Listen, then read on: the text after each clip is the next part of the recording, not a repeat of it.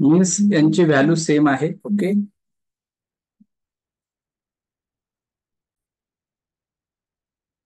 Suppose याच्या ठिकाणी suppose आपण 2 घेतलं तर value of B is also 2, value of C is also 2, value of D also. Suppose याच्या ठिकाणी 10 घेतलं तर बी ची पण व्हॅल्यू 10, सी ची पण व्हॅल्यू 10, डी ची पण व्हॅल्यू 10, हे त्याचं मिनिंग होतं.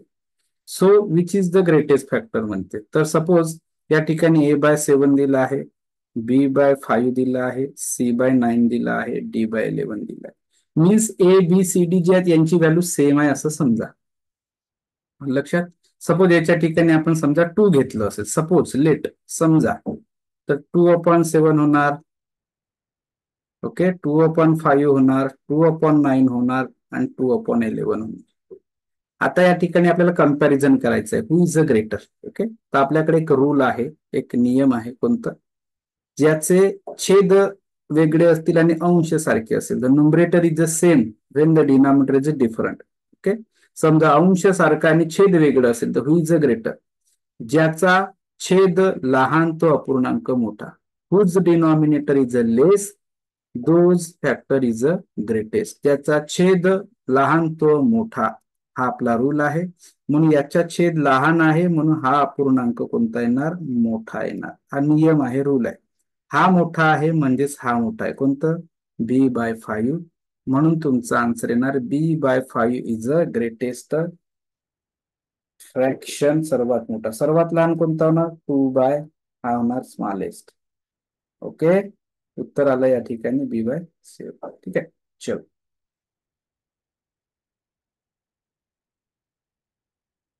त्यानंतरचा क्वेश्चन आहे क्वेश्चन नंबर 10.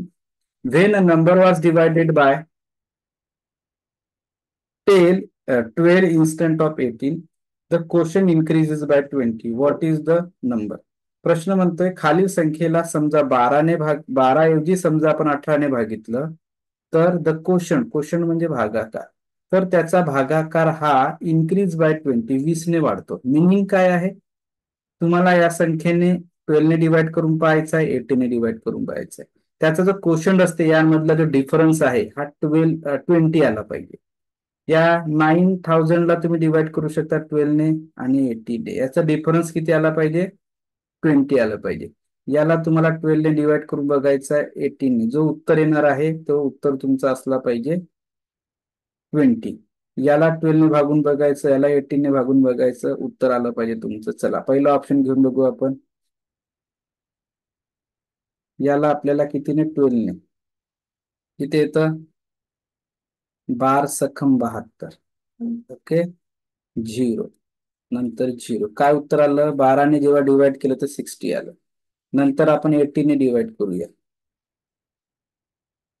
ठीक आहे, 18×4 = 72. 18×4 म्हणजे बघा काय दिसतं, दोघांचं जे आन्सर आलेलं आहे. ओके, याचा आन्सर आलाय 60, याचा आन्सर आलाय 40. या दोघांमधला डिफरन्स बघा 20 आहे. म्हणजे पहिलाच ऑप्शन घेतलं आणि पहिलाच उत्तर आलाय तुमचा. म्हणजे तुमची संख्या असणार आहे A. आता बाकीचे करण्याची गरज नाही कारण की तुमचा ऑप्शन पहिलाच आलाय. जर नसतं तर सेकंडला केलं असतं, थर्डला केलं असतं, फोर्थला केलं असतं. Okay, so your answer is here 720. Okay, चलो next question. Question number 11. Write 543. लक्षात घ्या, शब्द थोडा वेगळा विचारलाय. 5 डिफरंट आहे, 43 वेगळा आहे. 543,446. प्रश्न बघा. ओके, 543. हाई 543 आहे, हाई 543 आहे, हाई 543 आहे, हाई 543. आता काय म्हणतं? 446. सो 464 आहे. आन्सर नाही. 400 आहेच नाही, कॅन्सर. हा काय? 400 आहेच नाही, ओनली 46 आहे. आन्सर कॅन्सर. Answer is here 543. 446 means answer is here D. उत्तर येतं या ठिकाणी डी. Okay, easy question. चल, so next question. Put the appropriate sign. Appropriate means, okay, अंदाजी. Appropriate, approximate. ओके, काय चिन्ह असेल इन द बॉक्स, या बॉक्स मध्ये कोणतं सिम्बॉल असेल तुम्हाला फाइंड आउट करायचं आहे. Question number 12 means you can hear comparison of both number, who is the greater, who is the smaller, then we apply the numbers. Okay, so here not when we any number of when we compare the any fraction, then you have to given numerator same or denominator same. Both are the two conditions are present in that fraction, then we easily compare it. जर तुम्हाला इथं अंश सारखं दिलं असेल किंवा छेद सारखं दिलं असेल तरच आपण कंपॅरिझन करू शकतो. Without we can't comparing. Okay, आणि whenever we not given to any numerator same or denominator same, then we can same the only denominator. Okay, जर कोणीही सारखं नसेल तर तुम्हाला छेद सारखं करायची असतात. सो छेद सारखं करण्यासाठी मी काय करतो, याला 6 ने मल्टिप्लाय करतो, याला 8 ने मल्टिप्लाय करतो, याला पण 6 ने मल्टिप्लाय करावं लागेल, याला पण 8 ने. काय येणार आन्सर? 17 6 जा 102, 18 6 जा 48. Then after here 23 8 जा 184 and 48. So now tell me who is the greatest. Suppose the denominator is same. Okay, समजा छेद सारखे असेल तर ज्याचा अंश मोठा तो मोठा, means this option is here. 184/80 means 23/6, म्हणजे तुमचा हा पूर्णांक मोठा आहे, म्हणजे तुमचा चिन्ह हा येणार आहे कोणता? बी. ओके, बी कडे तुमचं चिन्ह असणार आहे, तुमचं उत्तर असणार आहे बी. Okay, easy question. त्यानंतर क्वेश्चन नंबर 13 काय म्हणतं बघा. What is the product of place values? What is the product of place value? Place value product means, product म्हणजे गुणाकार. ओके, प्रॉडक्ट म्हणजे गुणाकार. कुणाचा गुणाकार करायचा आहे? The place values. Place values means स्थानिक किंमत, स्थानावरून त्याची किंमत काढणे, स्थानिक किंमत. कुणाची? ऑफ द डिजिट 3 and 4, या संख्येतील 3 and 4 चे तुम्हाला काय काढायचं आहे? प्लेस व्हॅल्यू काढायची आणि त्याचं प्रॉडक्ट करायचं आहे, गुणाकार. Okay, so place value of 3 3 0 0 0. Place value of 4, दोघांचं मल्टिप्लिकेशन. ओके, कसं करतात? या दोघांचं गुणाकार. 12 1 2 1 2 3 4 5 0. काल उत्तर 12 लाख आहे का? 50 वाला आन्सर सी, 50 वाला answer C. Easy question. Okay, चला next question. Question number 14 write 8 lakh. Who is option in 8 lakh? 8 लाखचा ऑप्शन कोणता आहे बघा. You can easily find out B, 8 lakh. Okay, this is the option of 8 lakh. Answer B. Then after another question, question number 15. It is a very easy and simple question. 29/6 minus 39/6. दोघांचेही denominator same आहे, म्हणून denominator जसंच तसं. And subtraction of numerator 29 minus 13. Okay, the answer is here 16/6.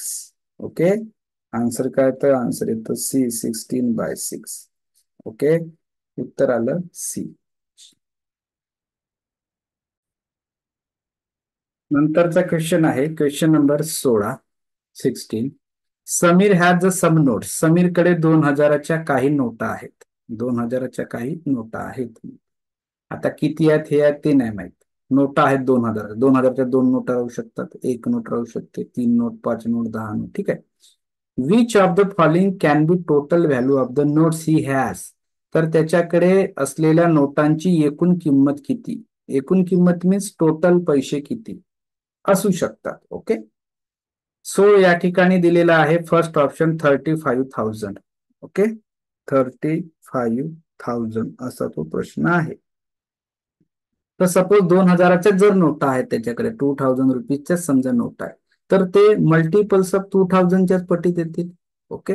Suppose या ठिकाणी आपण 35,000ला 2,000ने जर divide केलं तर नोटा किती होणार या ठिकाणी? या ठिकाणी भागच जात नाही, 17.5. हे इक्वल नाही आहे. ओके. त्याच्यामुळे हे ऑप्शन येणार नाही तुमचं. सारखं नोटा आले पाहिजे.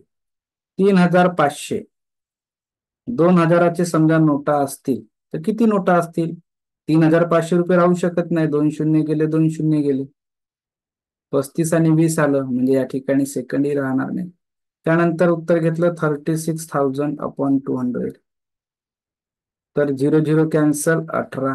मीन्स 2,000च्या 18 नोटा राहू शकतात. 2,000च्या 18 नोटा जर असले तर तुमचा आन्सर काय? तर 36,000 येतं. ओके. उत्तर तुमचं येतं. सपोज डी घेतलं 3600, याचे जर आपण 2,000चे जर नोटा घेतलं तर होतील का तेवढे संख्या? नाही होणार. ओके. तेवढे संख्या येणार नाही. म्हणजेच या ठिकाणी त्याच्याकडे अमाऊंट किती राहू शकतं? समजा 36ला आपण 20ने डिवाइड केलं तर काय येणार? 1.8. ठीक आहे. तर 1.8 नोटा राहू शकत नाही, म्हणून हाही कॅन्सल. या ठिकाणी 17.5 नोटा राहू शकत नाही.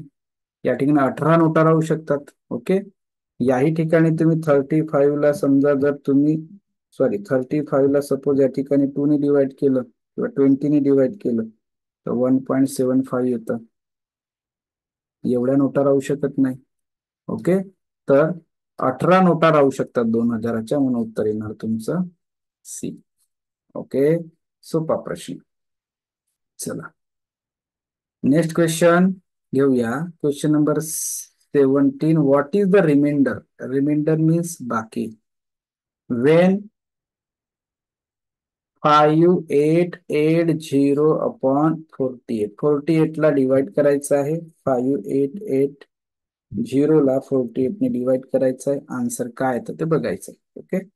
चला 48 1 जा 48. Then after take here 8. 48 2 जा 48 2 जा किती येते? 96. 96. ओके. लक्षात? 48 2 जा 96. किती उरले? 12 उरले. त्यानंतर घेतलं 8. काय येणार? 48 2 जा वन्स अगेन 96.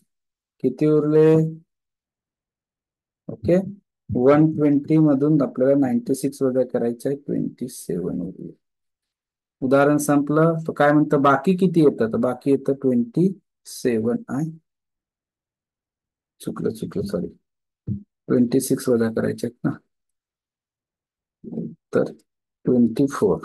ठीक आहे. वजा बाकी 24 आहे का उत्तर? तो उत्तर आहे 24. म्हणजे आन्सर येणार तुमचं या ठिकाणी बी. सोपा प्रश्न. चला next question. Question number 18. Which of the following numbers is not divisible by 3? Not divisible by 3. 3 ने भाग न जाणारी संख्या कोणती? So you can here apply the test for divisibility by 3. Okay. Which are test? Test is the sum of all digit in a number. Sum of all digit. सर्व अंकाची बेरीज करायची आणि बेरजेला 3 ने भाग गेला पाहिजे. सो या ठिकाणी समजा पहिली संख्या घेतली 1 2 4. करा ऍडिशन. 1 + 2 + 4. काय तर आन्सर? 6 ने 1 7. 7 3 ने भाग जातं का? 3 ने भाग नाही जात. दुसरं 1 2 6. 1 + 2 + 6. काय आलं? 9. 9 ला जातं का? भाग जातं. त्याच्यानंतर संख्या 1 3 2. 1 + 3 + 2 किती आले? 6. 6 ला जातं का? 3 ने जातं. त्याच्यानंतर 1 3 8 मीन्स 1 + 3 + 8 किती आले? 12. बरोबर आहे. भाग जातं का? जातं. प्रश्न काय म्हणतं? क्वेश्चन विचारतोय नॉट म्हणजे नाही. भाग न जाणारी कोण आहे? 124. याला भाग जात नाही कारण की 7 बेरीज येतं. ठीक आहे. 124 ला भाग जात नाही आणि उत्तर येतंय तुमचं एक. अतिशय इझी क्वेश्चन. ओके. चल, नेक्स्ट क्वेश्चन, क्वेश्चन नंबर 19.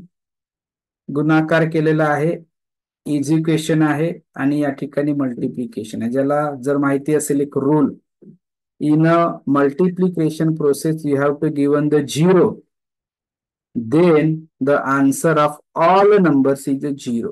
जर गुणाकाराच्या क्रियेमध्ये समजा शून्य असेल तर सर्वांचं उत्तर शून्यच येणार, म्हणून याचं उत्तर देखील शून्यच येणार. नाही तर काही विद्यार्थी गुणाकार करत बसतील आणि वेळ खर्च करतील.